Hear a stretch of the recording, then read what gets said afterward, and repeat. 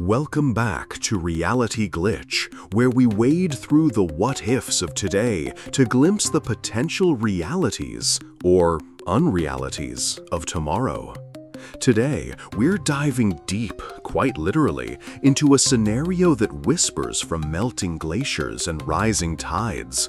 What if, in our very near future, accelerating global warming unleashes the full fury of the ice caps, triggering a global deluge, a modern-day Great Flood?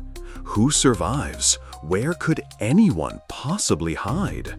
And what if some already have a plan?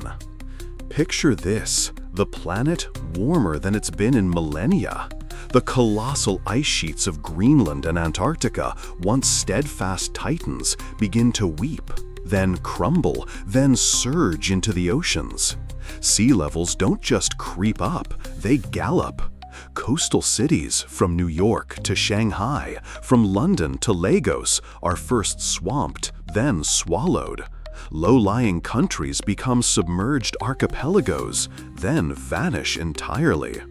It's a world map redrawn by water, a liquid apocalypse. Where do the displaced billions go? Mountains become crowded islands. Inland areas, once safe, face unprecedented rainfall, overflowing rivers, and a desperate struggle for dwindling dry land and resources. Survival becomes the only game in town. Who makes it? Perhaps those with ingenuity, building makeshift arks or finding high ground. Small, resilient communities banding together. But let's follow a different, more exclusive current. For years, whispers have circulated about the global elite, the ultra-wealthy, constructing vast, luxurious, and highly fortified underground bunkers. Are these just extravagant playthings, or do they know something we don't? As the waters rise, these subterranean fortresses, stocked with supplies and advanced technology, might become the last bastions of a certain segment of humanity. Self-contained ecosystems designed to weather not just a storm, but the end of the world as we know it. But what are they truly hiding from? And how long can they stay hidden in? Now, let's connect some seemingly disparate but tantalizing dots. We see figures like Elon Musk not just dreaming of Mars, but investing heavily in the creation of millions of advanced humanoid robots right here on Earth. Why such a focus on a terrestrial robotic workforce when the skies, or rather the waters, are falling?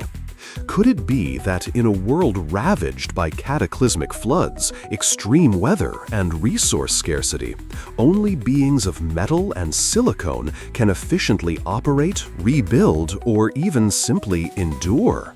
Imagine tireless robots, immune to disease, unbothered by toxic environments or crushing atmospheric pressure, performing tasks impossible for the few remaining fragile humans. Are these robots merely tools for the bunker-bound elite to maintain their post-apocalyptic comfort? Or is there a grander, more poignant design at play? Consider another piece of this global puzzle: the proliferation of cryobanks, meticulously preserving human sperm, eggs, and embryos. Vast genetic repositories holding the very essence of human diversity, frozen in time.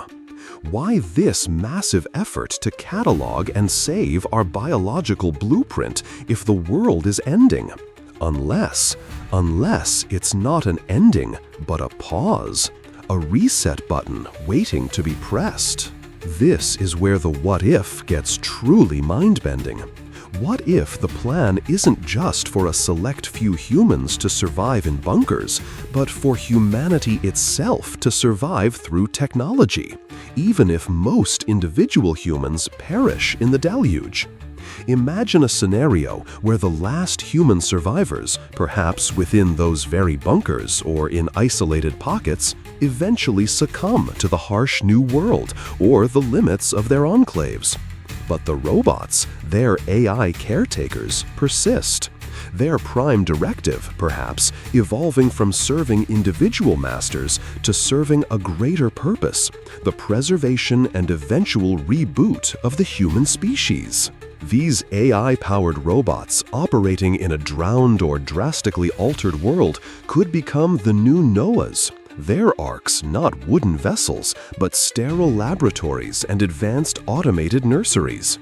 Armed with the genetic material from the cryobanks, they could, in theory, initiate a new genesis, gestating human embryos in artificial wombs, raising the first generation of post-flood children, educating them with the entirety of preserved human knowledge, and guiding them as they repopulate a changed but perhaps eventually healing Earth.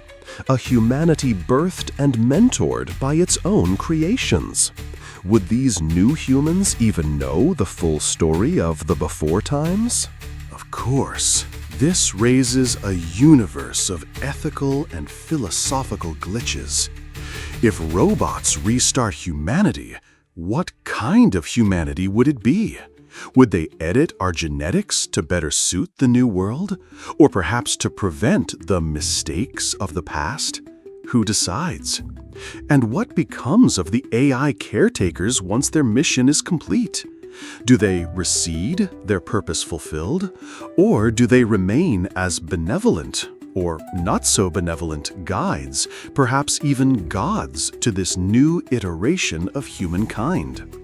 The ultimate irony: humanity saved from a natural cataclysm by its artificial children, only to face a new set of existential questions about its own nature and future. So, the great melt leads to a great flood. The elite retreat to bunkers. Robots are built in mass. Genetic banks hold our future.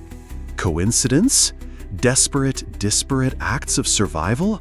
Or a meticulously planned, multi-generational strategy for the continuation of a species, even if it means putting humanity on ice, quite literally, and letting our intelligent creations carry the torch through the darkest of waters?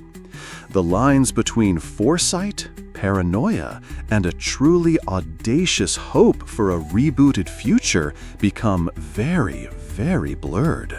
A drowned world, robotic nannies, and a second chance for humanity, engineered by AI. Is this the ultimate backup plan, or a new kind of existential glitch? What do you think is really going on? Let your theories flood the comments below. Don't forget to like, subscribe, and prepare to have your reality wonderfully warped by the next reality glitch.